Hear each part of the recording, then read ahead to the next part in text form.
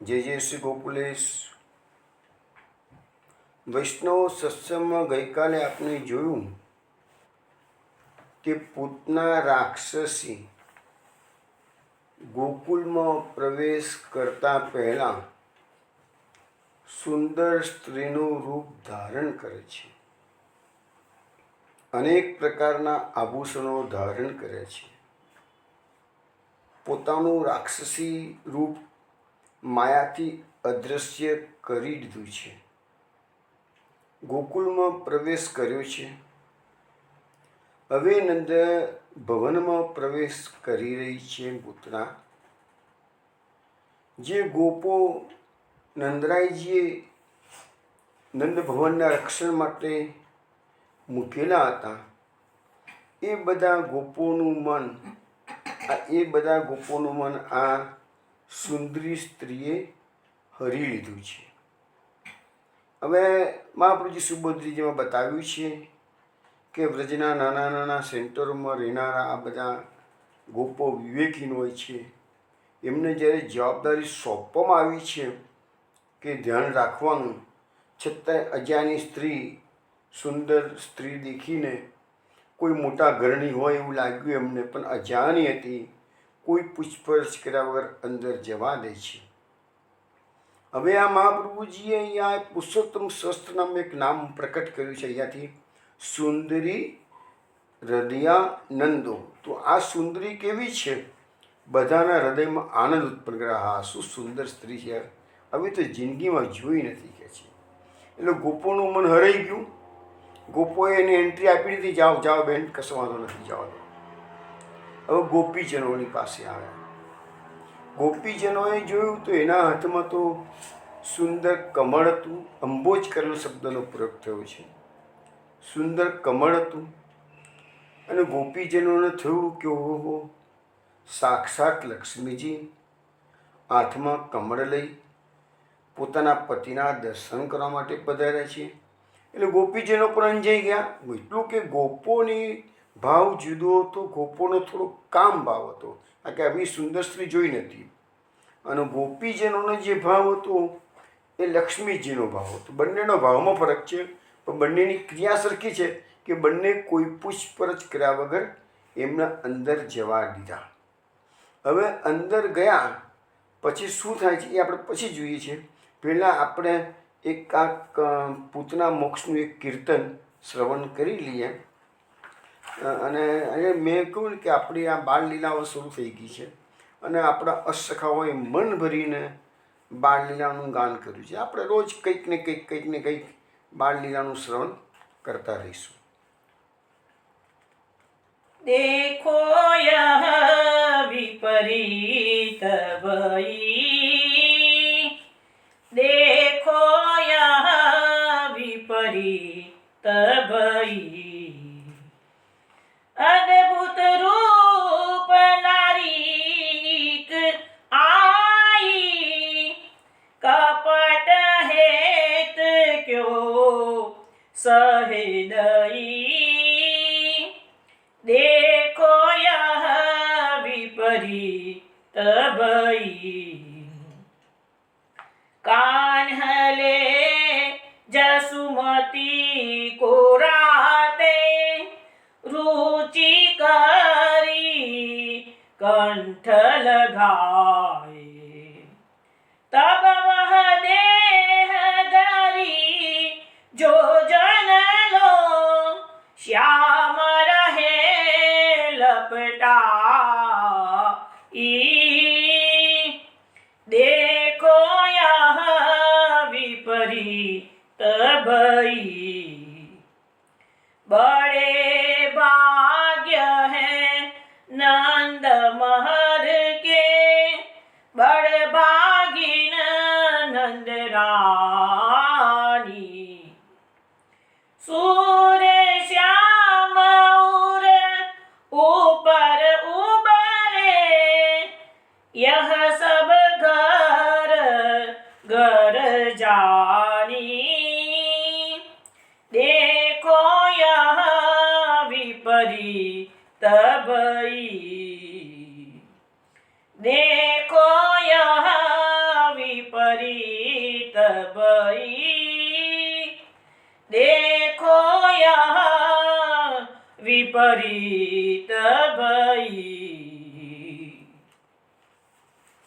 અહીંયા વ્રજવાસીઓ અંદર અંદર વાત કરી રહ્યા છે કે દેખો ને આ વિપરીત વસ્તુ આજે થઈ ગઈ છે, એટલે જે ન બનવું જોઈએ એવું બની ગયું. એકચ્યુઅલી આ જે કીર્તન છે ને એ પૂતના મોક્ષ પછીનું કીર્તન છે, પૂતના વધ પછીનું કીર્તન છે.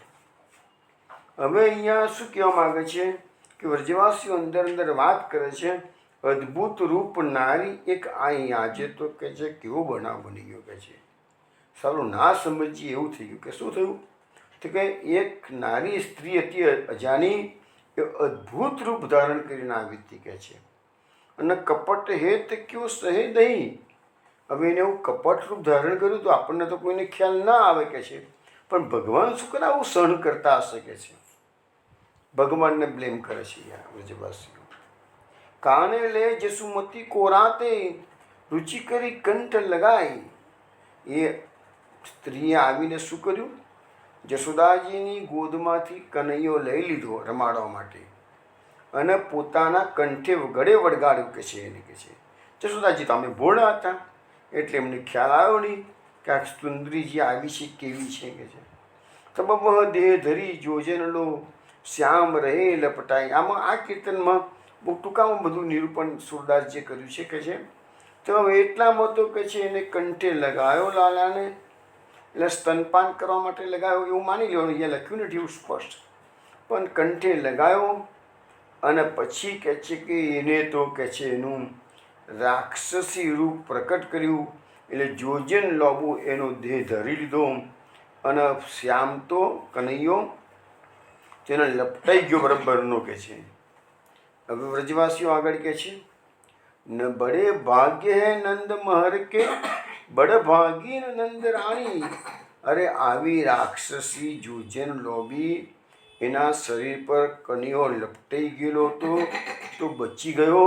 આ તો એમ કહો કે નંદરાયનું મોટું ભાગ્ય કામ કરી ગયું, અને નંદરાણી ખરેખર બડભાગી જ છે કે છે, નહીં તો આવી રાક્ષસીના હાથમાંથી આ લાલો બચે નહીં. સૂર શ્યામ ઉપર ઉભરે એ સબ ઘર ઘર જાણી કે છે. સુરદાસજી કે છે અમારા શ્યામ સુંદર તો એ પૂતનાના ઉપર કે છે રમતા હતા, ઉભરી ગયા એટલે કે બચી ગયા કે અમારા શ્યામ સુંદર કે છે. યહ સબ ઘર ઘર જાણ, ગોકુળમાં ઘેર ઘેર લોકો આ વાત કરવા લાગ્યા છે. હવે આપણને સમજાવેલું કે કૃષ્ણનું પ્રાકટ્ય વ્રજમંડળમાં થઈ ચૂક્યું છે. હવે કૃષ્ણ સિવાય ગોકુળના ઘેર ઘેર વાતનો બીજો કોઈ વિષય જ નથી, અને એ જે વિષય ગોકુળમાં ઘેર ઘેર આજે પૂતના વધ ચાલે, પૂતના વધની વાત આવશે, થોડા સમય પછી શકટ પંજન લીલા આવશે, થોડા સમય પછી તૃણાવર્ત વધ આવશે. તો એ જે લીલાઓ થઈ છે એ વ્રજવાસીઓ એનું ગાન કર્યા કરે છે. વ્રજવાસીઓના મન ભગવાને મોહી દીધા છે, અને એ બધી લીલાઓ પ્રકટ કરીને કળિયુગી આપણા જેવા જીવોના મન પણ પ્રભુ મોહી લે છે. તો એ લીલાઓનું ગાન આપણે અષ્ટસખાના માધ્યમથી કરતા રહીશું. અત્યારે આપણે ભાગવતમાં જે પ્રસંગ આવ્યો છે કે પૂતના સુંદરીનું રૂપ ધારણ કરી અને નંદ ઘરમાં નંદ મહેલમાં પ્રવેશ કરી રહી છે. શું કહે છે આગળ? બાલગ્રહ તત્ર વિચિન્વંતી શિશુન અદ્રચ્યાનંદ ગ્રહે અસંદતકમ બાલમ પ્રતિચ્છન્ન નિજુરુ તેજસમ દદર્શ તલ્પેગ્નિમ ઇવાહિતમ ભસીમ. એટલે કે બાળકોને પકડનારી તે પૂતના બાળકોને શોધતી ભગવાનની ઈચ્છાથી જ નંદરાયજીના ઘરે આવી. ત્યાં દુષ્ટોનો સંહાર કરનાર, પોતાનું ઘણું તેજ છુપાવનાર અને રાખમાં ઢંકાયેલું હોય એવું અગ્નિ અને એવા શિશુને પૂતનાએ પોઢેલું જોયું. હવે અહીંયા આપણને જે બતાડવામાં આવ્યું છે એ ભગવાનના માટે 3 વિશેષણો વાપરવામાં આવેલા છે. એક તો અસત અંતકમ, એટલે કે દુષ્ટનો સંહાર કરનાર. અત્યારે લાલો તો હજી તો પારણામાં પોઢી રહ્યો છે, પણ એનું વિશેષણ સુખદેવજી આપ્યું છે, દુષ્ટનો સંહાર કરનાર. બીજું વિશેષણ સુખદેવજી આપે છે, પ્રતિચ્છન્ન નિજોરુ તેજસમ. એટલે ભગવાન અત્યારે પોતાનું તેજ છુપાવી દીધું છે. અને ત્રીજું વિશેષણ આપેલું છે, તલ્પેગ્નિમ ઇવાહિતમ વસી. એટલે કે રાખમાં ઢંકાયેલો હોય અગ્નિ એવો શિશુ અત્યારે આ જે એને જોયો છે પૂતનાએ, તો શિશુને પોઢેલો જોયેલો છે કે છે. હવે અહીંયા 3 ઉપનામ કેમ આપવામાં આવે છે એ આપણને સમજાવે છે સુબોધજી મહાપ્રભુજી. તો ભગવાન પોતાની ઈચ્છાથી જ અત્યારે આ પૂતનાના નજીકમાં લાવે છે. ભગવાન ઈચ્છા ના હોય તો ગમે તે ઉપાય કરે, પણ તો એ ભગવાનની નજીકમાં જઈ શકે નહીં. કેમ? તો ભગવાન તો અસતામ અંતકમ, એટલે કે અસત પુરુષોને દુષ્ટોને મારનાર છે. તો દુષ્ટોનો સંહાર કરનાર કૃષ્ણ હોય તો દુષ્ટો એની નજીકમાં જવાની હિંમત કરે જ કેવી રીતે? પણ ભગવાનને જેમનો વધ કરવાનો છે એવા દુષ્ટોને જો ભગવાનનું દર્શન થાય તો પણ એમની આ લાક્ષણિકતાનો ખ્યાલ આવે નહીં. જો ખ્યાલ આવે તો જરૂર યાદ ને, જો પૂતનાને તો એટલી જ ખબર હતી કે નંદરાજીના ઘેર બાળક પ્રગટ્યું છે ને મારે મારવાનું છે. એને એવી ખબર હોત કે ભગવત પ્રાગટ્ય છે તો કદાચ ગભરામણ થાત, પણ એવો તો કોઈ વિચાર આવ્યો જ નથી ને. બાળકને મારવા માટે આવી છે, જે તે બીજા બધા બાળકોને મારે છે એવી રીતે. હવે અહીંયા બીજું શું કહ્યું કે પોતાનું ઘણું તેજ છુપાવનાર. આમ ભગવાન કેવા છે અત્યારે કે ભગવાને પોતાનું, ભલે ભગવાનનું સામર્થ્ય છે જ નથી એવું નથી છે, પરંતુ અત્યારે એ શિશુ રૂપમાં છે.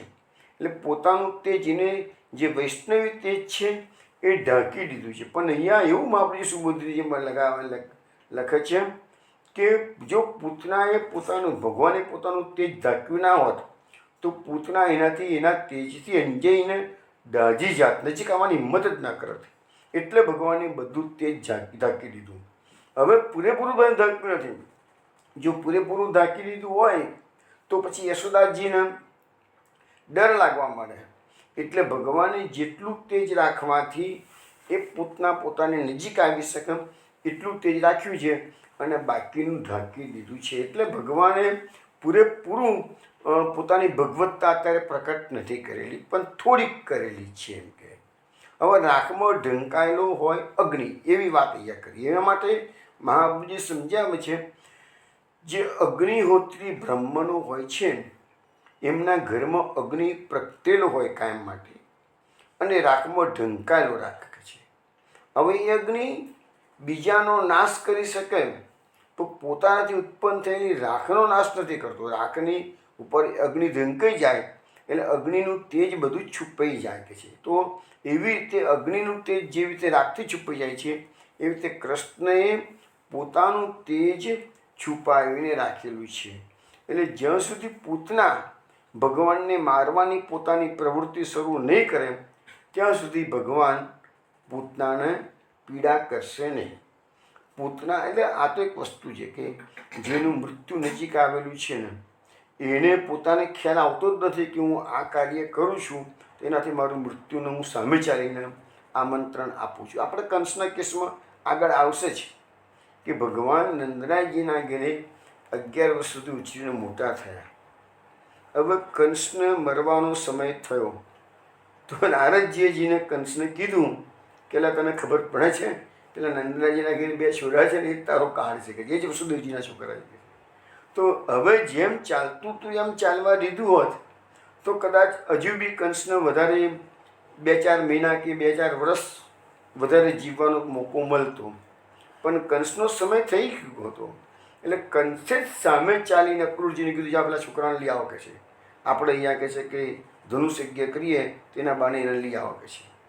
હવે એને લાવ્યા છે કેમ તો મારવા માટે, પણ હકીકતમાં તો પોતાના મરવાનું છે. કંસને ખબર નથી. કોઈ પણ માણસ હોય પોતાનો કાળ ક્યારે આવવાનો છે કોઈને થોડી ખબર પડે છે. તો એવી રીતે અહીંયા પૂતનાને ખબર હોત કે હવે હું જઈશ છું તો પાછી નહીં આવું, તો પૂતના થોડી જવાની હતી. પણ દરેકને પોતાનો કાળ બોલાવે છે અને એ પ્રકારે દરેક વ્યક્તિ એ પ્રકારે જતી હોય છે. હવે આગલા શ્લોકમાં જોઈએ. વિબુદ્ધ્યતામ બાલક મારિકાગ્રહમ ચરાચરાત્મા સ નિમિલિત્ય ક્ષણ તમંકમારોપયદ અંતકાંતકમ યથોર્ગમ સુપ્તમ અબુદ્ધિ રજ્જુતિ. એટલે આની અંદર શું કહે છે કે પૂતના એ બાળકોની હત્યા કરવા માટે આવેલો એક ગ્રહ જ છે. અને એમ ભગવાન જાણી અને ચરાચરાત્મા, ભગવાનના માટે ચરાચરાત્મા શબ્દ ભાગવતમાં અનેક જગ્યાએ વાપરેલો છે. ચરાચરાત્મા, ચર, અચર અને આત્મા 3 શબ્દો ભેગા કરે છે. ચર એટલે ચલિત અને અચર એટલે સ્થિર. તો સ્થાવર અને જંગમ, તો એ બધાના આત્મા ભગવાને. હવે અહીંયા શું કીધું છે? નિમિલે તે ક્ષણ, નિમિલી તે ક્ષણ. એટલે ભગવાને પૂતના આવી તો આંખો બંધ કરી દીધી. હવે આગળ લખે, જેમ સૂતેલા સાપને અજ્ઞાનથી આ દોરડું છે એમ જાણીને કોઈ ઉપાડે, એમ સર્વનો નાશ કરનાર ભગવાનને પૂતનાએ ખોળામાં બેસાડ્યા. સામે ચાલીને પોતાના કાળને એ પોતે પોતાના સાથે લઈ આવે છે. આ તો મૃત્યુની લાક્ષણિકતા છે કે દરેક માણસ કે એને ખબર નથી કે હું આ કરું છું તો એનાથી મારું આમ થશે, એ માણસને ખબર નથી. અહીંયા પૂતનાનું એક્ઝામ્પલ આપણને એ વસ્તુ શીખવાડે છે. તો સૂતેલા સાપને અજ્ઞાનથી દોરડું માને છે. એટલે નાના બાળકો હોય, રમતા રમતા કોઈ જગ્યાએ ગયા હોય ને સાપ સૂઈ ગયેલો હોય, બિચારા બાળકને ખબર ના હોય, અજ્ઞાની છે બાળકને, એટલે સૂતેલો સાપ છે એમ માનીને દોરડું છે, એને ખબર નથી સાપ છે, એમ કે કાળું દોરડું પડ્યું છે. દોરડું પકડવા જાય તો અલ્ટિમેટલી શું હાલત થાય કે સાપ એને ડસ્ટ અને બાળક મરી જાય. તો પૂતનાએ પણ એ જ કામ કર્યું. પૂતનાએ શું કર્યું કે આ સૂતેલો સાપ જેવો પોતાનો કાળ છે એને નાનું બાળક દેખાયું છે, એને પોતે કાળ જોયો નથી. અને એ સામે ચાલીને એ બાળકને ઉપાડીને પોતાના સ્તન પર લગાવ્યું. તો અહીંયા વ્યાસ મહર્ષિએ આ ઉપમા આપી છે કે સૂતેલા સાપની ઉપમા, ભગવાનને અહીંયા સૂતેલા સાપની ઉપમા આપવામાં આવેલી છે. હવે પૂતના માટે 2 શબ્દ વાપરે છે એમ કે બાલક મારિકા અને ગ્રહમ. તો બાલઘાતીની છે અને ગ્રહરૂપ છે, એમ 2 દોષ પૂતનાના અહીં બતાવવામાં આવેલા છે. ભગવાનના માટે કીધું છે કે સ્થાવર અને જંગમ એટલે ચરાચરાત્મા શબ્દોનો પ્રયોગ કરવામાં આવેલો છે. હવે નિમિલિતક્ષણ એટલે કે આંખો બંધ કરી. તો હવે ભગવાનનું જ્ઞાન તો કદી તિરોધાન થતું નથી, પરંતુ ભગવાને સામે ચાલીને પોતાનું જ્ઞાન તિરોધાન કરવા માટે આંખો બંધ કરી દીધી. હવે આ પૂતનાને જોઈ ને બાલકૃષ્ણએ આંખો બંધ કરી. તો શા માટે બંધ કરી? એના માટે તો સંતોએ અનેક કારણો આપેલા છે. હવે આ જે વ્રજવાસમાં જે સંતો વ્રજવાસ કરી રહ્યા છે, જે સંતો કૃષ્ણ લીલામાં પાગલ થયેલા છે, જે સંતોનું જીવન કૃષ્ણ સિવાય બીજે કંઈ છે જ નહીં, એવા સંતો જ્યારે બી ભેગા થતા હોય ત્યારે આવી જે કૃષ્ણની જે લીલાઓ છે એના ઉપર ચર્ચા વિચારણા કરતા હોય. દાખલા તરીકે અત્યારે આપણી આ વાત ચાલે છે કે ભગવાને આંખો બંધ કરી. તો આંખો બંધ કરી કેમ? હવે એના માટે મહાપ્રભુજી સુબોધરીજીમાં 1 કે 2 જ વાત બતાવી છે. એક વાત બતાવી દીધી કે ભગવાન જ્ઞાનનું તિરોધાન કરવા માટે. ભગવાનની આંખોમાં જ્ઞાન છે, ભગવાનની દૃષ્ટિ પૂતના પર પડે તો પૂતના કોણ છે? અવિદ્યાનું સ્વરૂપ છે. અવિદ્યા એ ભગવાનના જ્ઞાનની દૃષ્ટિથી અવિદ્યાનું એનું જે સ્વરૂપ છે એ સીમી જેટલી અદૃશ્ય થઈ જાય અને પૂતનામાં જ્ઞાનનું સ્ફુરન થાય. મેં આપણે વચમાં વાત થઈ હતી ને કે સાનિધ્ય માત્ર થશે. વસુદેવજી દેવકીજીના ત્યાં કારાગૃહમાં કૃષ્ણનું પ્રાકટ્ય થયું. તો વસુદેવ દેવકીજીને કૃષ્ણના દર્શન થતાની સાથે જ બધું જ્ઞાન સ્ફુરન થઈ. એ વાત આપણે થઈ ગઈ છે. તો અહીંયા પૂતના આવી છે ખોટા વિચારો કરીને, ખોટા આશયથી આવેલી છે. અવિદ્યાનું સ્વરૂપ છે. મહાપ્રભુજી સુબોધનીજીમાં આ વસ્તુ સ્પષ્ટ બતાવી છે. અવિદ્યાનું સ્વરૂપ છે. પણ ભગવાનની આંખોમાં જ્ઞાન છે. જ્ઞાનની દૃષ્ટિ પડે તરત અવિદ્યા દૂર થઈ જાય, પૂતનાને રિયાલિટી સમજાઈ જાય, તો પૂતનાને જે મારવાનું કાર્ય છે એ બાજુ પર રહી જાય અને પૂતના એમની સેવા કરવા બેસી જાય. તો બધું આપણે જે વ્રજવાસીઓનો નિરોધ કરવો છે, અને ગઈકાલે જે પૂતના મોક્ષના અનેક કારણો મેં ગઈકાલે બતાવ્યા હતા, એ બધા જ કારણો ચોપટ થઈ જાય. એ બધું શક્ય બને નહીં. એટલે ભગવાનની આંખો બંધ કરી દીધી. છતાંય અત્યારે આ જે ટૉપિક આપણો ચાલે છે પૂતના મોક્ષનો, એ પતી જશે. એટલે હું તમને જે સંતોએ જે કારણો રજૂ કર્યા છે એ બધા અનેકવિધ કારણો હું તમને સમજાવું છું. અત્યારે આપણે આમાં આગળ છીએ. હવે ભગવાને આંખો બંધ કરી છે, એમાં એક કારણ એવું પણ આવે છે કે ભગવાને જોઈ દીધું છે કે ગમે તેમ તો એ બલિરાજાની છોકરી છે, બલિ મારો ભક્ત છે કે છે. એટલે આંખો બંધ કરીને ભગવાને જોઈ લીધું કે પૂર્વજન્મમાં એને આ જન્મમાં તો રાક્ષસી છે, એટલે આગળ આ જન્મમાં તો એને કોઈ પુણ્ય કાર્યો કર્યા નથી, બધાને મારવાના જ કામ કર્યા છે કે છે. પૂર્વજન્મમાં કયા સુકૃત એટલે પુણ્યો, તો કયા સુકૃત એને કર્યા છે પૂર્વજન્મમાં એ પંજરા જોઈ લો. એટલે મહાપ્રભુજીએ નામ આપ્યું સુકૃતજ્ઞાય નમઃ. ત્રિવિધ નામાવલીમાં એક નામ છે સુકૃતજ્ઞાય નમઃ. એટલે એને સુકૃત કયા થયેલા છે એ ભગવાને જાણકારી મેળવી લીધી આંખો બંધ કરીને. પછી અહીંયા લખ્યું છે કે સાપ જે હોય એ ઘણા તામસ પ્રકૃતિના હોય, અને ગધ નિદ્રામાં હોય ત્યારે જ જેને મારવાનો ઈચ્છા હોય ગાય સાપોને, તો એ ગધ નિદ્રામાં હોય ત્યારે જ એ મારી શકાય, કે એ વખતે ક્રિયાશીલ હોતા નથી કે છે. પણ એક વખત સાપ જો ક્રિયાશીલ હોય તો પછી એને મારવો ખૂબ અઘરો પડી જાય છે. એવી રીતે ભગવાન પણ અત્યારે સૂતેલા સાપ જેવા હતા, પોઢેલા હતા, આંખો બંધ કરેલી હતી. એટલે પૂતનાને તો ગુમારી નાખીશ, વાંધો નહીં આવે છે. પછી બીજું શું છે કે સાપમાં અજ્ઞાનથી લોકો સાપને રજ્જુ માની બેસે છે, અને એની પૂતનાની પણ બુદ્ધિ એવી અજ્ઞાનીના જેવી અત્યારે હતી. અને પૂતનાએ એવો વિચાર કર્યો કે આ બાળક ભલે સૂતું છે કે છે, પણ હું સ્નેહથી ધવડાવીશ ને કે છે, એટલે બાળક મારા પર પ્રેમ કરતો મારા પાસે આવી જ જશે કે છે, ઓટોમેટિક કે છે, એનું ધવડાવવાનો પ્રયત્ન કરીશ. એટલે કે છે હું સંહાર કરી નાખીશ કે છે. એટલે એ પૂતનાના મગજમાં મૂકું એનો સંહાર કરીશ, પણ એને ખબર નહીં કે બાળકે તારો સંહાર હવે કરવાનો છું કે છે. તો ભગવાનના સ્પર્શથી પણ આ ભગવાન છે એવું જ્ઞાન પૂતનામાં આવિર્ભાવ થયું નથી. પૂતના નજીક ગઈ, બધું બરાબર છે. ભગવાને એવી માયા કરી છે, પૂતના બી માયા આવી છે, તો ભગવાન તો માયાના અધિપતિ માધવ છે. માધવ એટલે માયાના પણ પતિ છે. તો ભગવાને પૂતનાને એવું જ્ઞાન છેલ્લે સુધી થવા દીધું જ નહીં કે આ મારો કાર છે. આગળ છીએ આપણે. હવે તામ તીક્ષ્ણ ચિત્તામ અતિવામ ચિષ્ટામ ભિક્ષાંતન કોશ પરિચ્છદા શિવત વરસ્ત્રિયમ તત્ પ્રભ્યાચ દર્શિતે નિરીક્ષમાણે જનની હિ અતિષ્ઠતામ. એવો શ્લોક છે. એટલે કહે છે કે અહીંયા પૂતના માટે પાછા વ્યાસ મહર્ષિ 3 ઉપનામય આપે છે. એક તો કીધું છે તીક્ષ્ણ ચિત્તામ, એટલે તીક્ષ્ણ ચિત્તવાળી છે, એટલે એને એકદમ વિધક ચિત્ત છે. એટલે કે શું છે કે મારવાની એની પૂરેપૂરી એના ચિત્તમાં કૃષ્ણને મારવા માટેની જ વાતો ચાલી રહી છે કે છે. એટલે તીક્ષ્ણ ચિત્તવાળી એને વ્યાસ મહર્ષિ કીધું. પછી અતિવામ ચેષ્ટિતામ. અતિવામ ચેષ્ટિતામ એટલે કે એની જે ચેષ્ટાઓ છે એ પણ ખરાબ પ્રકારની છે.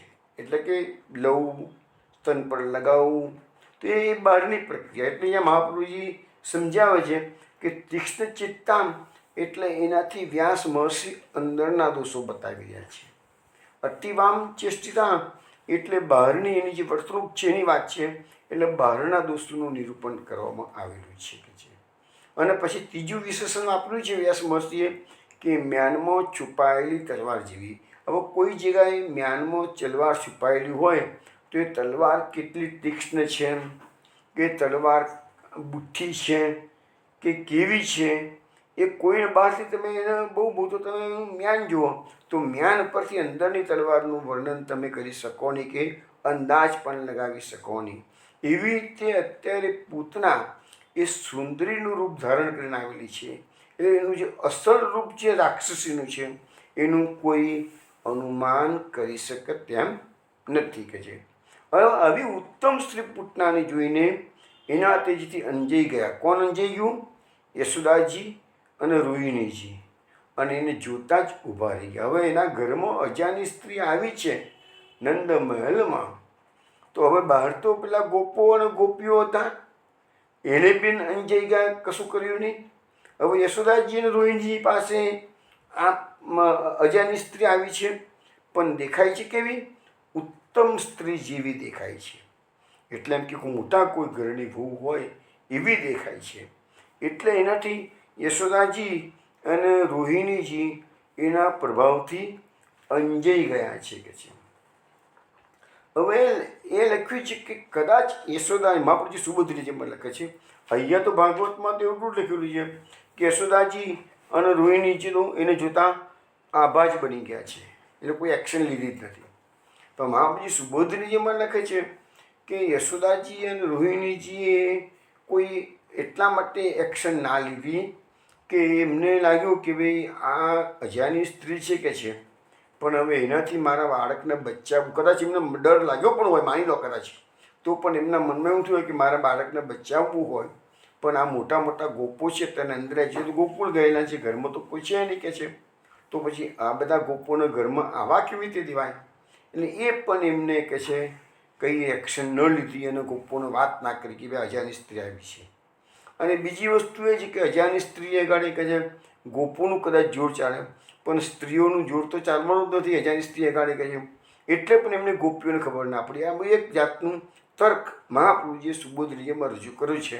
અને એના કારણે પણ આ બધા બંને માતાઓ યશોદાજી રોહિણીજી અંજાઈ ગયા છે કે છે, એટલે પણ કોઈ એક્સેસ લીધી નથી. બીજી વસ્તુ મહાપ્રભુજી એમ કહે છે કે રાક્ષસ ભાવ હોય એ મનુષ્ય ભાવને દબાવી દેનારો છે.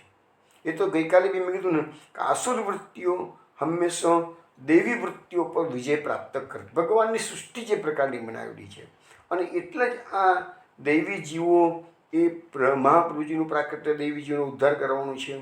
અને એ સિવાય પણ ભગવાન ભૂતળ પર, પૃથ્વી પર સમયે સમયે મહાપુરુષોને મોકલતા જ રહે છે કે જેથી દૈવી જીવોને એક બળ મળે. બાકી આસુર વૃત્તિઓને તો બળ મળેલું જ છે, પહેલેથી જ ભગવાને જ આપેલું છે આસુર વૃત્તિઓવાળાનું.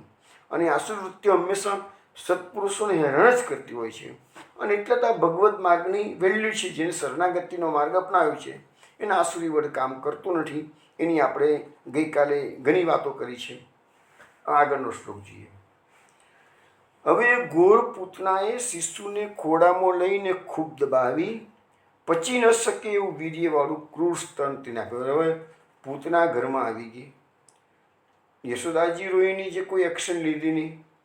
અને પછી તરત જ પૂતનાએ કીધું કે હું તો તમારા બાળકને રમાડવા આવી છું, આશીર્વાદ આપવા આવી છું. આવું ભાગવતમાં નથી લખ્યું, પણ બ્રહ્મ વૈવત પુરાણમાં લખેલું છે. એટલે એને અંજાઈ ગયા હતા, એટલે બાળકને લઈ લીધું કે છે. પછી પૂતનાએ એને વહાલ કર્યું છે, બાળકને પોતાના સ્તન સાથે લગાવી દીધું છે. પણ ભગવાને ગુસ્સામાં આવીને બંને સ્તનને ખૂબ દબાવી અને પૂતનાના પ્રાણ સાથે એ વિષ પીવા મળે ભગવાન.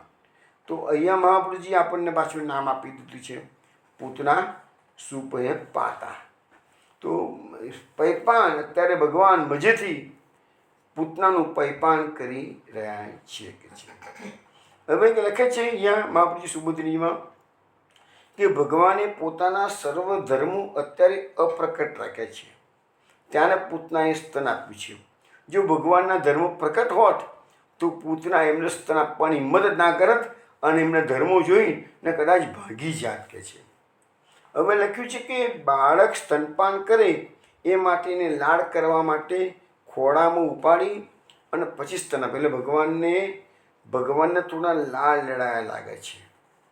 અને ભગવાનની પીઠનો ભાગ તેના સાથળ પર રહે એવી રીતે જમણા હાથથી એને ઊંચક્યું છે અને પોતાના સ્તનને દબાવી અને ડાબા હાથથી ખોળામાં ભગવાનને લીધા છે. એટલે પૂતનાએ એક હાથથી સ્તન દબાવ્યું છે, બીજા હાથથી ભગવાનને ઊંચા કરીને સ્તનપાન કરાવે છે.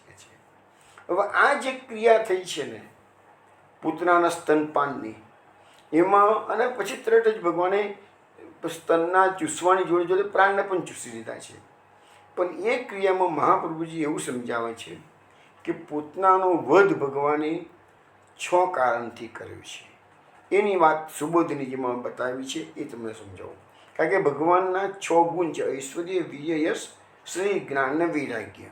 તો એક એક વીર્યનો ગુણ અહીંયા ભગવાને પ્રકટ કરેલો છે. કેવી રીતે જોઈએ તો મહાપ્રભુજી સુબોધી સમજાવે છે કે આમ તો કોઈ પણ અવતારી પુરુષો હોય કે મહાપુરુષો હોય એ સ્ત્રીનો વધ નથી કરતા. દુષ્ટોનો વધ કરે પણ સ્ત્રીનો વધ ના કરે. જ્યારે ભગવાને અહીંયા સ્ત્રીનો વધ, સ્ટાર્ટિંગ જ ભગવાને વ્રજલીલાની પોતાના અવતાર કાળની પહેલી જો લીલા હોય એ પૂતનાને મારવાની લીલા છે. તો સ્ત્રીને મારવાનો પણ ભગવત કાર્ય છે આ, એટલે સ્ત્રીને મારવાનો દોષ નથી. તો એ ભગવાનનું ઐશ્વર્ય ગુણ દર્શાવે છે. બીજું કહે છે કે ભગવાને પૂતનાના વિષવાળા ધાવણને પચાવવાનું સામર્થ્ય ભગવાનનું હતું. તો એ ભગવાનનું વીર્ય ગુણ પ્રદર્શિત કરે છે. પછી કહે છે કે આવું અલૌકિક ચરિત્ર ભગવાને જે પ્રકટ કર્યું છે એ ભગવાનનું યશ ગુણ દર્શાવે છે. પછી પૂતનાએ ભગવાનને મારવા માટે જે પ્રકાર કર્યો તે જ પ્રકારે ભગવાન ટીટ ફોર ટેટ, ભગવાન કે તું આવશું, તું મને કપટથી મારવા આવી છે તો હું તને કપટથી મારું ચાલે કે છે. તો ભગવાને એવી રીતે ભગવાનને એના જ પ્રકારથી એને મારી છે. તો એ ભગવાનનો શ્રી ગુણધર્મ છે. કારણ કે જો ભગવાન આવું ન કરે તો ભગવાનની શોભાનો નાશ થાય, એટલે એને શ્રી ગુણ બતાવે છે. પછી પૂતનાના દોષનું જ્ઞાન હોવાથી એનો સંવર કરવાની આવશ્યકતા ભગવાન જાણે છે. માટે ભગવાનનું અહીંયા જ્ઞાન ગુણ પ્રદર્શિત કરવામાં આવેલું છે. અને પછી પૂતના દૈત્ય પક્ષની છે એટલે એનો વધ કરવામાં બાધક નથી, એટલે ભગવાનનું એમાં વૈરાગ્ય ગુણ પ્રદર્શિત કરવામાં આવેલું છે. તો આ રીતે ભગવાનના જે 6 ગુણ છે એ 6 ગુણ પૂતના વધથી પ્રદર્શિત ભગવાને કરાયેલા છે. અને 7મો ગુણ ભગવાનનો જે છે એ ધર્મી, 7મો ગુણ નહીં પણ ધર્મી સ્વરૂપ છે. તો ધર્મી સ્વરૂપે ભગવાન પૂતનાને મોક્ષદાન કરે છે. હવે જો ભગવાન મહાપ્રભુજી સુબોધજીમાં કહે છે કે મોક્ષદાન કરવું ના હોત તો ભગવાન સ્તનપાન કરત નહીં. મોક્ષ આપવો હતો અને એટલે એના સર્વ પાપનું પ્રાયશ્ચિત થઈ જાય એટલે એના પ્રાણો સાથે ભગવાને સ્તનપાન કર્યું છે. અને પૂતનાએ પોતાના પ્રાણોની રક્ષા માટે સર્વ બાળકોનો સંહાર કર્યો હતો. તો ભગવાન તેના પ્રાણનું ભક્ષણ કરે એ બધું ભગવાનને સમર્પણ થાય, તેથી તેઓની પણ મુક્તિ થઈ. એટલે જે બાળકોનો પૂતનાએ પ્રાણ ચૂસ્યા હતા એ બાળકોને પણ ભગવાન આજે મુક્તિ આપે છે, એવું અહીંયા મહાપ્રભુજી સમજાવે છે.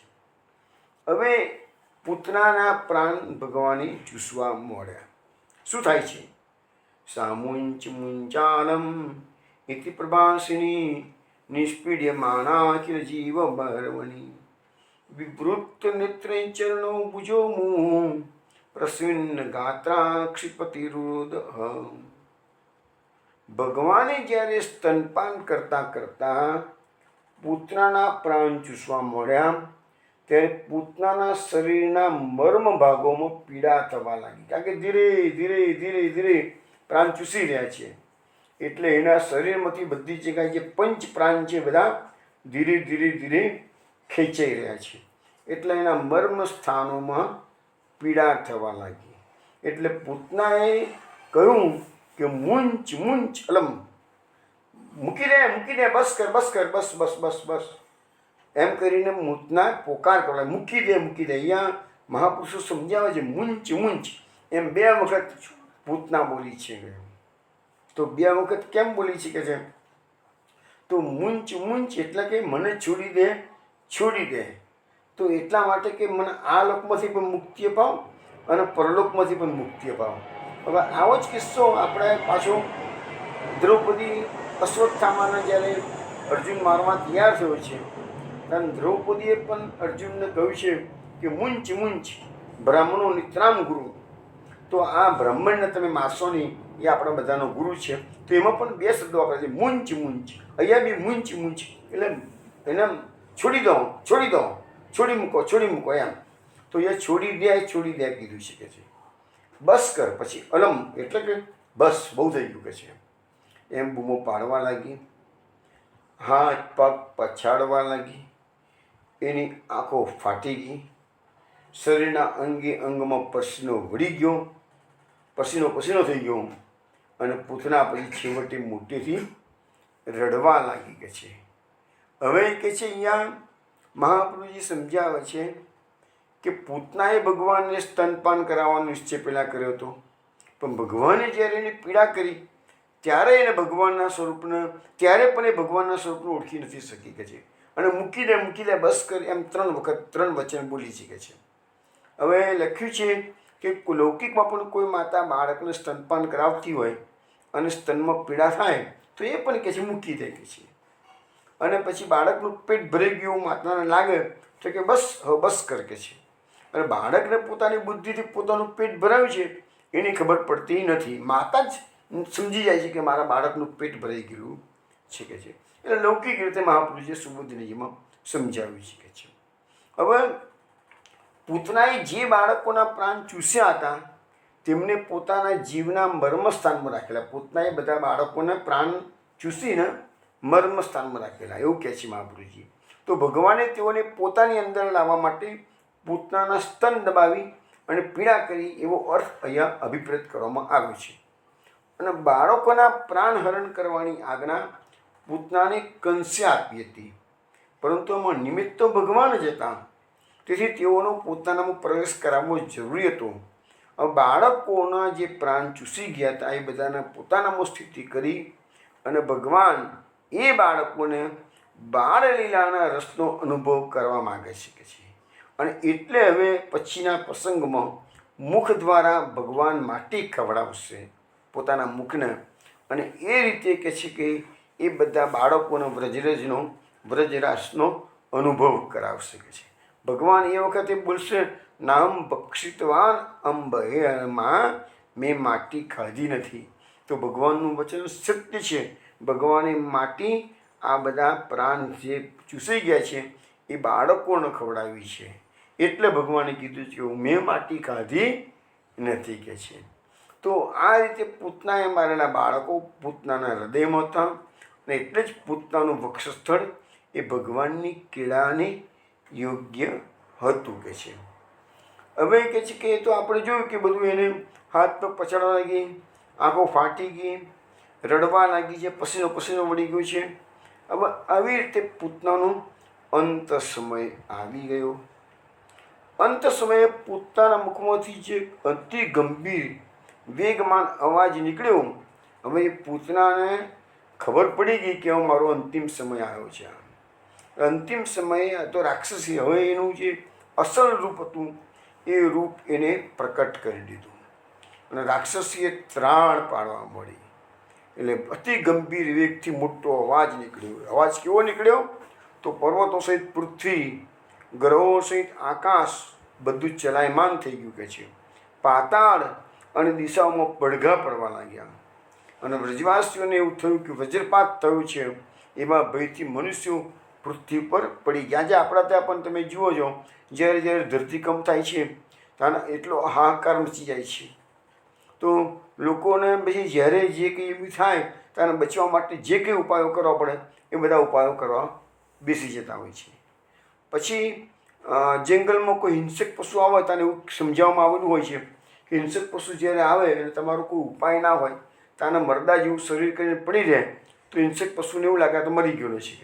એટલે જતું રહે કે છે. આમાં કોઈ જગ્યાએ વાંચેલું કે આવી રીતે બધા એટલે પડી જવાનું જે આશય એક હોય છે. એનામાં ઘણી વખતે પણ આપણે પેપરમાં કિસ્સા વાંચતા હોય છે કે કોઈ ગુંડા આવ્યા હોય અને ફેમિલીને સાફ કરતા હોય તો એકાદ વચ્ચે બચી ગયું હોય તો મરવાનો ઢોંગ કરીને પડી રહ્યો હોય તો પેલા ગુંડાઓ એને ન મારે.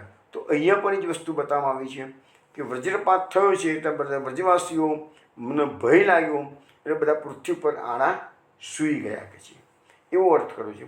એટલે પૂતનાના મુખમાંથી એવો ભયંકર અવાજ થયો. વિચાર કરો કે પૂતનાનો એ અવાજ અંતરિક્ષમાં, આકાશમાં ગયો, ગ્રહોમાં ગયો, પાતાળમાં ગયો, તો પછી વ્રજવાસીઓને આટલી બધી ખરાબ રીતે અસર થાય એમાં કોઈ નવાઈ છે? બિચારા વ્રજવાસીઓ ગભરાઈ જાય કે આમે પહેલેથી બધા ગભરું બાળકો હતા, બધા ગામડાના ભોળા માણસો હતા. આવો અનુભવ રાક્ષસીનો કોઈ દિવસ થયેલો હતો નહીં, પહેલી વાર થયો અનુભવ, એટલે બધા પડી ગયા લખ્યું છે કે છે. હવે આ બધી વાત કર્યા પછી આગળના શ્લોકમાં કહે છે કે આ પ્રમાણે પોતાના સ્તનોની વ્યથાથી પીડિત રાક્ષસી અંતિમ સમયે પોતાનું અશ્લીલ રૂપ ધારેલા, અને હવે ખબર પડી ગઈ છે કે હું બચવાની નથી, એટલે એને પોતાનું અસલ રૂપ ધારણ કર્યું. અને અહીંયા ઉદાહરણ આપવામાં આવ્યું છે ભાગવતમાં કે વજ્રથી હણાયેલા વૃત્રાસુરની જેમ એ નેસડામાં પડી ગઈ. એટલે કે ગોકુળની બહાર જે ખુલ્લી જગ્યા હતી, આપણે ગઈકાલે કહું કંસનો બગીચો, એના પર એ પડી શકે છે. ભાગવતમાં એના માટે નેસડો શબ્દ વાપરેલો છે કે છે. અને વજ્રથી હણાયેલા વૃત્રાસુરની માફક, એટલે વૃત્રાસુરનો પ્રસંગ આપણને 6થા સ્કંદમાં આવશે અને ઇન્દ્ર એનું વજ્ર મારશે તો વૃત્રાસુર પડશે એ વખતે. તો અહીંયા એ ઉદાહરણ આપવામાં આવેલું છે કે વજ્રથી હણાયેલા વૃત્રાસુરની જેમ અહીંથી નંદભવનમાંથી તો એ નીકળી ગઈ, પણ કંસનો બગીચો હતો ત્યાં પડી ગઈ છે અને એનું મોં ફાટી ગયું છે કે અહીંયા શબ્દ વાપર્યો છે ગોષ્ઠ. ગોષ્ઠ એટલે અહીંયા ગુજરાતી શબ્દ વાપર્યો છે નેસડા, પણ અમુક જગ્યાએ બતાવ્યું છે કે કંસના બગીચામાં પડી છે. અને એ વખતે પડી ગઈ ત્યારે એનું મોં ફાટી ગયું, એના વાળ વિખરી ગયા અને હાથ પગ પોળા થઈ ગયા હતા. હવે અહીંયા પૂતના મરી ગયેલા મહાપુરુષે નામ આપ્યું પૂતનાંત કાય નમઃ કે છે. હવે એવું અહીંયા મહાપુરુષે નામ આપેલું છે કે છે. હવે લખે છે મહાપુરુષ સુબોધનીજીમાં કે રાક્ષસો ઘણી વ્યથાને સહન કરી શકે એવા હોય છે કે છે. પૂતના પણ એવી રાક્ષસી હતી, છતાં પણ ભગવાને જ્યારે એના સ્તન દબાવ્યા, કારણ કે અંદરથી પ્રાણ ચૂસવાના હતા ને એટલે સ્તન દબાવ્યા, તાના સ્તનમાં એવી પીડા થઈ કે આખા અંગે અંગમાં, આખા શરીરમાં ભારે ક્ષોભ થયો અને પછી પૂતનાએ પ્રાણ ત્યજ્યા છે કે છે. એ વખતે એનું મોં ફાટી ગયું છે, વાળ વિખરાઈ ગયા છે, હાથ પગ પોળા થઈ ગયા છે. એટલે કે એનું જે કૃત્રિમ રૂપ હતું, એટલે સુંદર રૂપ હતું, એ નાશ પામ્યું અને અસલી રૂપ જે રાક્ષસી હતું એ આવી ગયું છે. હવે અહીંયા મહાપ્રભુ સુભદ્રીજીમાં આગળ કહે છે કે વૃત્રાસુરનો વધ થતાં 3 લોક સ્વસ્થ થયા, તેમ પૂતનાનો વધ થતાં 3 લોક સ્વસ્થ થયા. પૂતના મરી ગઈ, પોતાનું અસલી રાક્ષસીનું રૂપ ધારણ કરીને પડી, તો આ પ્રમાણે આધ્યાત્મિક પૂતનાનું મરણ થયું અને આધિભૌતિક પૂતના એ ભૂમિ પર પડી. એટલે કે પૂતનાનો દેહ એ ભૂમિ પર પડ્યો અને આધ્યાત્મિક પૂતના હતી એ ચાલી ગઈ અને દેહ અહીંયા પડી રહ્યું છે. તો હવે અહીંયા અત્યાર સુધી આપણે જે વાત કરીને એ પૂતના વધની વાત કરી. હવે આ પૂતના વધની વાતમાં આપણને જે બ્રહ્મવૈવર્ત પુરાણની વાત હું કરું છું તો એમાં થોડીક વિશેષ માહિતી આપી છે, એના પર આપણે એક નજર નાખી લઈએ. પછી પૂતના વધ પછી શું થયું છે એ વાત આપણે પછી કરીએ. અત્યાર સુધીનો જેટલો પ્રસંગ પૂતનાનો આપણે જોયો એમાં બ્રહ્મવૈવર્ત પુરાણમાં થોડીક અલગ વાત આવે છે. એમાં એવું કહે છે કે આ ભગવાન પૂતના મોકલી, કંસે ભગવાનની પાસે પૂતનાને મોકલી, એની પહેલાં શું થયું કે કંસને એક દિવસ આકાશવાણી સંભળાય છે. એટલે પૂતનાને મોકલી એના અગાઉ દિવસે, ઓ મૂઢ, તું શું કરી રહ્યો છું? તારા કલ્યાણનો વિચાર કર. અરે તારો કાળ ધરતી પર જન્મી ચૂક્યો છે કે છે, તને જો ખબર નથી કે છે વસુદેવજીએ પોતાના પુત્રને નંદના ત્યાં મોકલાવી દીધો છે કે છે, અને એની કન્યા લાવી અને તને સોંપ્યો. આ વસ્તુ ભાગવતમાં નથી પણ બ્રહ્મવૈવર્ત પુરાણમાં લખી છે કે કંસના આકાશવાણીએ તરત જ કહી દીધું, એ જન્મ થયો 4 દાડામાં જ કહી દીધું કે તારો કાળ એ બીજું કોઈ નથી પણ આ વસુદેવજીનો છોકરો છે ને એ જ નંદરાયજીના ઘેર જતો રહ્યો છે કે છે, અને એની કન્યા લાવીને તને આપી દીધી છે કે છે. અને આ કન્યા એ માયાનો અંશ છે અને વસુદેવના પુત્ર રૂપે સાક્ષાત શ્રી હરિ જ જન્મ્યા છે, ઉત્પન્ન થયા છે કે છે, અને તેઓ જ તારો પ્રાણ હરણ કરનારા છે. અત્યારે ગોકુળના નંદ મંદિરમાં તેમનું પાલન પોષણ થઈ રહ્યું છે. દેવકીનો 7મો ગર્ભ સ્ખલિત થયો નથી. યોગ માયા તે ગર્ભને રોહિણીના ગર્ભમાં સ્થાપિત કરી દીધો હતો અને તે જ ગર્ભથી શેષના અંશભૂત મહાબળી બળદેવજી પ્રકટ થઈ ચૂક્યા છે કે છે. તો શ્રી કૃષ્ણ અને બલદેવજી બંને તારા કાળ છે અને અત્યારે નંદરાયજીના ગોકુળમાં મોટા થઈ રહ્યા છે. હવે આવું ઉલ્લેખ આકાશવાણી હજુ તો કૃષ્ણના પ્રાકટ્યના 4-5 દાડા થયા છે અને કંસને કહી દીધું છે. હવે એ લખ્યું છે કે કંસ આકાશવાણી એવી સાંભળી એટલે કંસનું મસ્તક ઝૂકી ગયું, એને ચિંતા થવા મળી, એને ભોજનનો પણ ત્યાગ કરી દીધો. પછી એકદમ એને ખ્યાલ આવ્યો કે હા એ વાત બરાબર છે કે જે પૂતનાને બોલાવી દઉં કે છે, પૂતના આ કામ કરી દેશે કે છે. કેમ પૂતનાને એને યાદ કરી? તો એને એકદમ યાદ આવે અચાનક જ કે પૂતનાની પાસે દુર્વાસા ઋષિએ થોડા મંત્રો આપેલા છે અને એ મંત્રોના આધારે પૂતના ઈચ્છિત જગ્યાએ જઈ પણ શકે છે અને ઈચ્છિત રૂપ ધારણ કરી પણ શકે છે. એટલે પછી એને પૂતનાને બોલાવી અને આ કામ સોંપ્યું કે પૂતના આ મારું કાળ છે ને એ કૃષ્ણ અને બલરામ મારા કાળ છે કે છે, તો તું એનો નાશ કરી આવે છે. એટલે આ પછી પૂતના જે હતી એ કંસને પ્રણામ કરીને ત્યાંથી ગોકુળ ચાલુ ગઈ. હવે આપણે ભાગવતમાં પણ વાંચ્યું કે સુંદર સ્ત્રીનું રૂપ ધારણ કર્યું છે, તો એ વાત એ પણ આવે છે કે સુંદર સ્ત્રીનું રૂપ ધારણ કર્યું. હવે એનું વર્ણન કર્યું છે, ભાગવત કરતાં થોડું વર્ણન પાછું જુદું છે.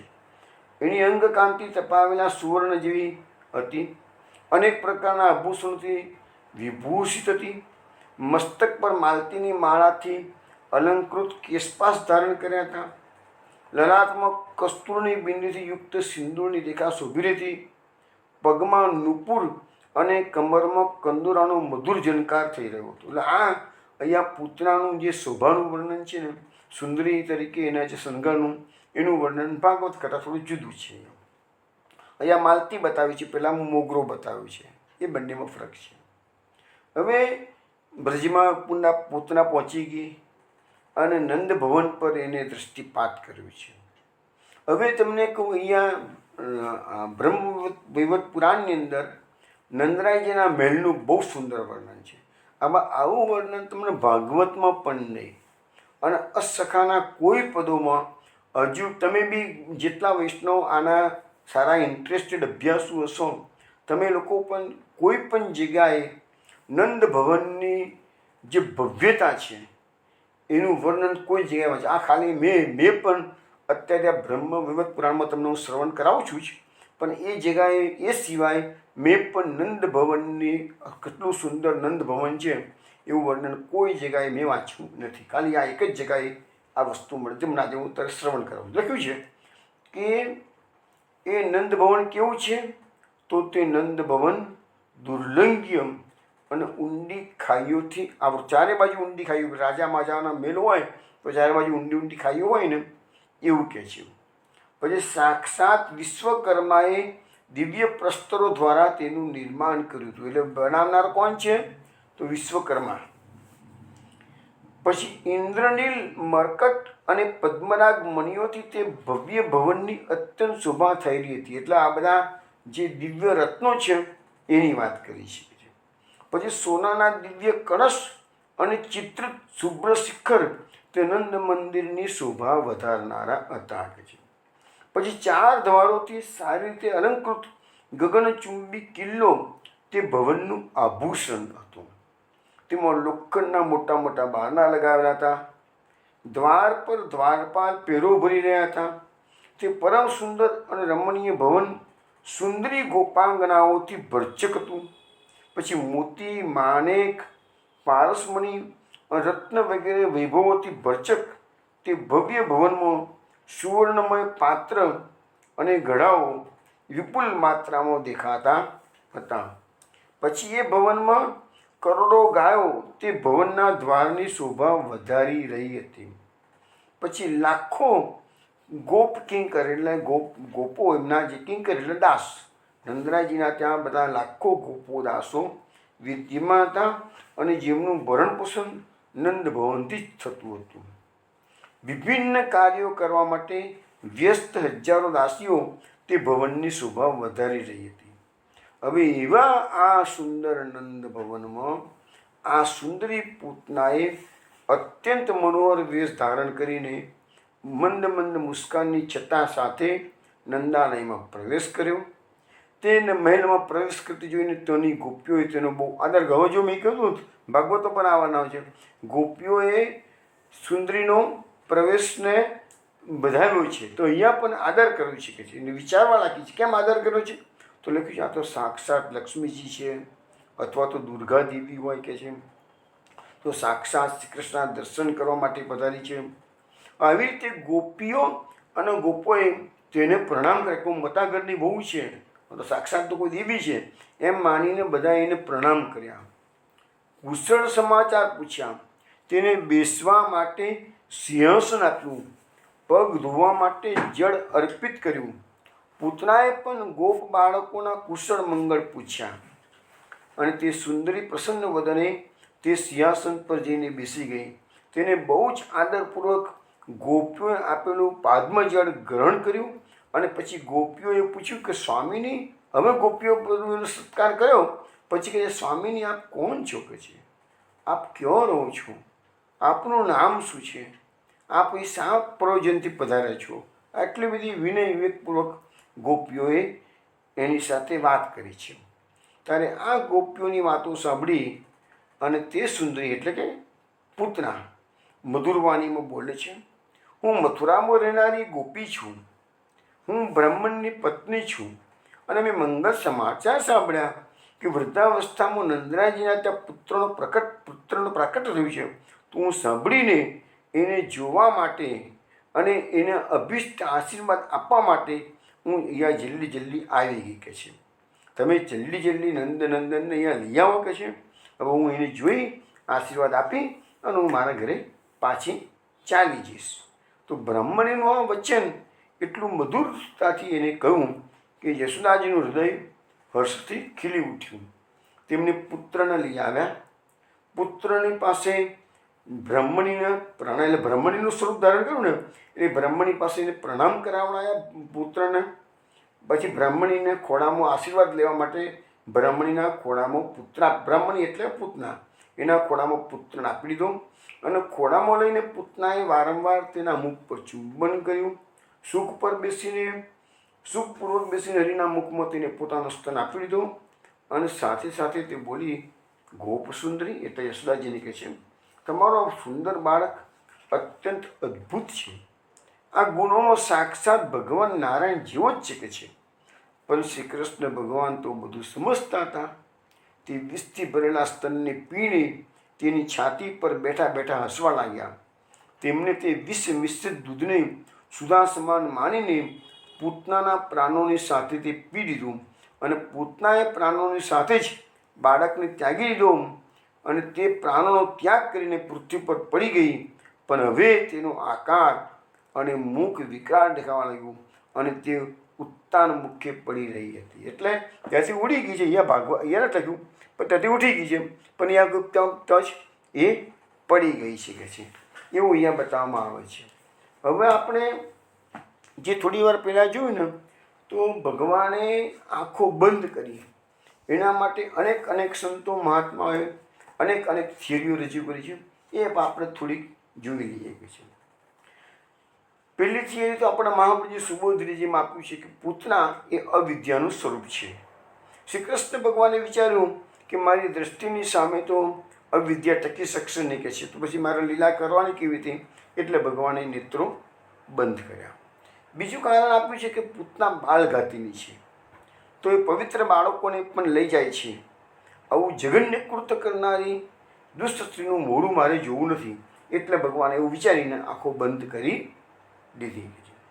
પછીનું કારણ એક ઋષિમુનિ એવું આપ્યું કે ભગવાને વિચાર્યું કે આને કોઈ સાધના તો કરી નથી, આને તો નકરા પાપ જ કર્યા છે કે છે, તો જરા જોઈ તો લઉં કે છે પૂર્વજન્મમાં એવું કયું કૃત્ય કર્યું છે એને સત્કૃત્ય. તો આજે કહે છે કે એને મારી સાથે પનારો પડ્યો છે કે છે, એટલે મારે એને ઉત્તમ ગતિ આપવી પડશે કે છે. એને તેવું કયું કાર્ય કર્યું છે એને કે છે.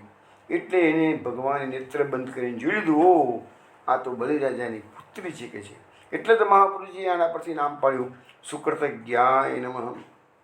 પછી એનું કારણ એવું આપવામાં આવ્યું છે, ભગવાને પોતાના મનમાં વિચાર કર્યો કે મેં તો કોઈ પાપીનું દૂધ તો ક્યારેય કોઈ અવતારમાં કોઈ પાપીનું દૂધ તો પીધું જ નથી કે છે.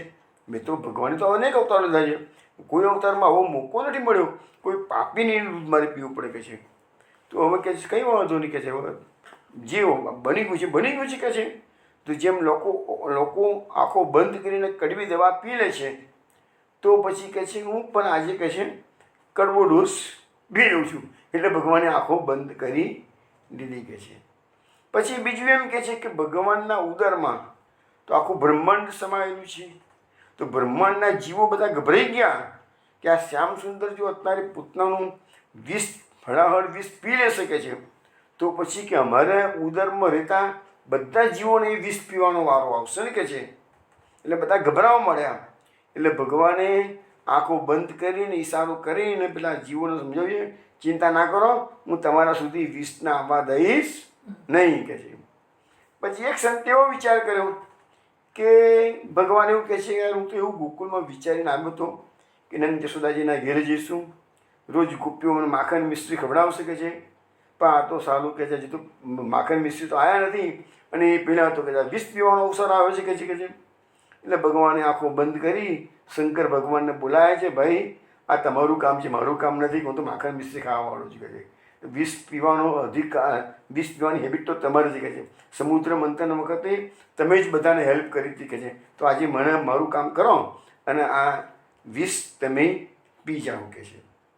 પછી એક સંત કહે છે કે શ્રી કૃષ્ણ ભગવાને એવો વિચાર કર્યો કે આ દુષ્ટા એને કોઈ ગમે તેવી ગતિ તો માતાની ગતિ આપવાની છે કે છે, પરંતુ ભગવાનની આંખોમાં સૂર્ય જ છે અને ચંદ્ર છે. એક આંખમાં સૂર્ય અને એક આંખમાં ચંદ્ર છે કે છે. એ બંને કહ્યું કે ભગવાનને જે ગતિ આપે કે છે, પણ અમે તો એને સૂર્ય માર્ગની ગતિ પણ નહીં આપીએ અને ચંદ્ર માર્ગની ગતિ પણ નહીં આપીએ કે છે. એમ કરીને બંને આંખો બંધ કરવામાં આવેલી છે કે છે. પછી ભગવાનના નેત્રો એવું વિચાર્યું, બીજા સંતોનો વિચાર આવ્યો કે પૂતનાના નેત્રો ને અમારા નેત્રો બધા એક જ જાતિના કહેવાય કે છે, પણ આ જે નેત્રો છે પૂતનાના એ ક્રૂર રાક્ષસીની શોભા વધારી જાય છે. તો અમારી જાતિના હોય તો પછી એ આવા નેત્રો અમારી જાતિનું બદનામ કરે છે કે છે. એવા દર્શનને યોગ્ય નથી, એટલે એ નેત્રો કે આવું કંઈ ખોટી વસ્તુ જોવી જ નથી. એમ કરીને ભગવાને પોતાની આંખો બંધ કરી દીધી. એક કારણ એવું આપવામાં આવ્યું કે શ્રી કૃષ્ણના નેત્રોમાં જે ધર્માત્મા નિમિ રાજા, આપણી આંખોમાં આપણે શું કે નિમિષ, તો એ નિમિષ એટલે નિમિ રાજા આંખોમાં પલકારામાં રહેલા છે કે છે. તો એ કહે છે કે દુષ્ટોને જોવાનું ઉચિત નથી કે છે, એટલે પલકો બંધ કરી દીધી. પછી શ્રી કૃષ્ણ ભગવાને વિચાર કર્યો કે બહારથી તો આમ માતાના રૂપમાં આવી છે, પણ અંદર તેના હૃદયમાં પૂરેપૂરી ક્રૂરતા ભરેલી છે, તો આવી સ્ત્રીનું મુખ તો જોવું જ ના જોઈએ કે છે. એટલે ભગવાને આંખો બંધ કરી દીધી. પછી ભગવાને વિચાર્યું કે મને નીડર સમજીને ક્યાંક આ એવું ના સમજી લે કે આના પર તો મારો પ્રભાવ તો પડતો નથી કે છે, તો પાછી ચાલી ના જાય. એટલે ભગવાને એનાથી ગભરાઈ ગયા છે એવો ડોળ કરવા માટે આંખો બંધ કરી દીધી. પછી ભગવાન એક સંત એવું કહે છે કે ભગવાન એવું વિચાર્યું કે બાળ લીલાની શરૂઆતમાં જ આ સ્ત્રીની સાથે મારી અથડામણ થઈ ગઈ કે છે, કે આ તો કે હજુ તો મારા બાળ લીલાઓ તો બધી બાકી શરૂઆત જ કરી નથી જ મેં, અને શરૂઆતમાં જ આવો અપશુકન મને થવા મળે છે કે છે. એટલે કહે છે કે નેત્ર બંધ કરી દીધા ભગવાને કે છે, શરૂઆતમાં જ અપશુકન થયા કે છે. પછી ભગવાનના મનમાં એવી વાત આવી કે જો હું કરુણા દ્રષ્ટિથી જોઈશ તો પછી હું એને મારીશ કેવી રીતે કે છે, અને ઉગ્ર દ્રષ્ટિથી જો જોઈશ તો હમણાં બળીને ભસ્મ થઈ જશે કે છે. એટલે ભગવાન કહે છે એને કરુણાથી જોવું નથી અને એને ઉગ્રતાથી પણ જોવી નથી, એટલે ભગવાને નેત્રો બંધ કરી દીધા. પછી એક કારણ એવું આપવામાં આવ્યું કે આ માતાનું રૂપ લઈને આવી છે, એથી એને મારવી ઉચિત નથી કે છે. પણ પછી તરત ભગવાને વિચાર કર્યો પણ એને નહીં મારું તો પાછી બીજાના ઘરમાં, ત્રીજાના ઘરમાં, એમ કરીને બીજા ગોપ બાળકોને મારી શકે છે. તો પછી કહે છે કે એક કામ કરો, કે છે બહુ વિચારવું નથી, કે છે નેત્રો બંધ કરીને એને મારી જ નાખવા દે, કે છે. એટલે ભગવાન નેત્રો બંધ કર્યા. પછી એક કારણ એવું આપવામાં આવ્યું કે મોટામાં મોટું અનિષ્ટ હોય તો યોગ દ્વારા નિવૃત્ત થઈ જાય, કે છે. એટલે ભગવાને નેત્રો બંધ કરી અને યોગ દ્રષ્ટિ સંપાદિત કરેલી છે, કે છે.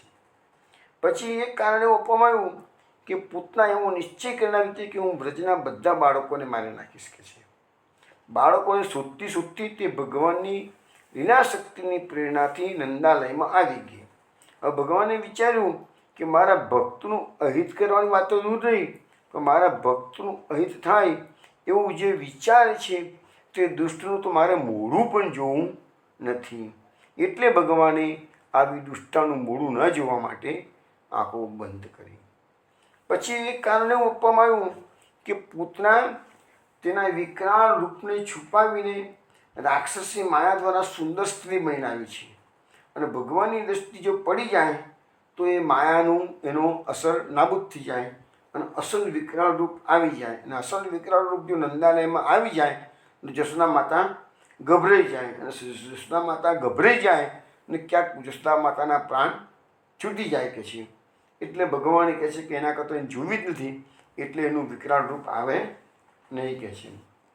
પછી એક કારણ એવું આપવામાં આવ્યું કે પૂતનાની હિંસક વૃત્તિ લઈને આવી હતી અને ભગવાન તેની હિંસા માટે ઉપયુક્ત દંડ ન આપીને તેનો માત્ર પ્રાણવધ કરીને તેનું કલ્યાણ કરવા ઈચ્છે છે. ભગવાન તો સદગુણોનો ભંડાર છે. ભગવાનમાં આવી ઉદ્ધતાઈ હોય જ નહીં. અને પૂતનાના કલ્યાણ માટે તેનું પ્રાણવધ કરવામાં તેમને સંકોચ થતો હતો. આથી ભગવાને આંખો બંધ કરી દીધી. બીજું કારણ આપવામાં આવ્યું કે ભગવાન તો જગત પિતા છે. અસુરો, રાક્ષસો એ બધા ભગવાનના સંતાનો છે. પરંતુ એ બધા જ્યારે ઉદ્ધત અને ઉદ્દંડ થઈ જાય તેથી તેમને દંડ આપવો પણ જરૂરી છે. લખ્યું છે કે માતા પિતા ક્યારેક ક્યારેક પોતાના પુત્રને દંડ આપે છે, પણ ત્યારે માતા પિતાના મનમાં દુઃખ થાય છે અને તેઓ તેને ભય બતાવવા માટે એ ભય બહાર પ્રગટ કરતા નથી, કે છે પોતાના મનમાં દુઃખ થયું એ. પણ એ પ્રમાણે ભગવાન પણ જ્યારે અસુરોને મારે છે ત્યારે ભગવાનને પણ દુઃખ થાય છે, પણ બીજા અસુરોને ભય બતાવવા માટે પોતાનો ભય પ્રકટ કરતા નથી. એટલે ભગવાન હવે પૂતનાને મારવાના છે, પરંતુ તેની મરણ ચીસને પોતાની આંખોથી જોવા ઈચ્છતા નથી. તેથી આંખો બંધ કરી દીધી. પછી એક કારણ એવું આપવામાં કે નાના બાળકનો સ્વભાવ એવો હોય છે કે પોતાની માની સાથે બહુ તોફાન કરે, કે છે. પરંતુ અજાણી વ્યક્તિ આવે તો બાળક ડરી જાય, કે છે, અને આંખો બંધ કરી દે, કે છે. તો ભગવાને અપરિચિત પૂતનાને જોઈને નેત્ર બંધ કરી દીધા. આ તેમની બાળલીલાનું માધુર્ય છે. હવે આ બધા સંતોએ અનેક થિયરીઓ ભગવાને નેત્રો બંધ કેમ કર્યા એનું રજૂ કરેલી છે, કે છે. હવે આપણે અત્યારે તો પૂતનાનો વધ થઈ ગયો છે. હવે આવતીકાલે આપણે કથાની અંદર, સત્સંગની અંદર, કે એ ગોપીજનો પૂતનાના સ્તન ઉપર જે બાળક રમી રહ્યું છે શ્રી કૃષ્ણ એને લઈ આવશે. અને પૂતના કવચનો જે પાઠ છે, જે આજે પણ એમ કહેવાય છે, તમને ખબર હશે કે ભાગવતમાં 2 પ્રકારના કવચ છે. એક પૂતના કવચ અને બીજું નારાયણ કવચ. પૂતના કવચ 10મા સ્કંદમાં છે, નારાયણ કવચ છે 6થા સ્કંદમાં છે. 2 કવચ ભાગવતમાં આપવામાં આવેલા છે. કવચ એટલે રક્ષણ કરવાનું બખ્તર. તો એ બાળકોનું રક્ષણ કરનારું આ કવચ છે. એની બધી વાતો આવતીકાલે રાત્રે 8 વાગે આપણે મળીશું, ત્યારે કરીશું. જય શ્રી કૃષ્ણ. જય જય શ્રી ગોકુલેશ.